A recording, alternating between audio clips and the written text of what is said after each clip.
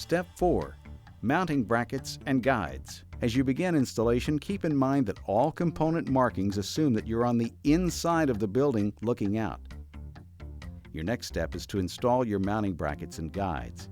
They must be attached using the fasteners included in your parts box that came with the door.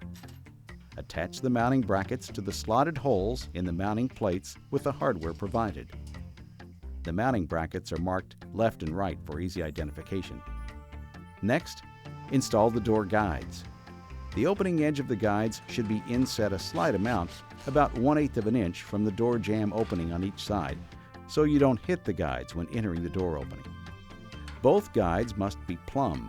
If the jambs are installed correctly, the outside to outside measurement of the guides should be approximately 1 inch wider than the curtain width. Once both guides have been correctly positioned, attach them to the jambs using the appropriate fasteners at each hole location. If you are installing a chain hoist drive or an electric door opener, refer to those instructions at this point.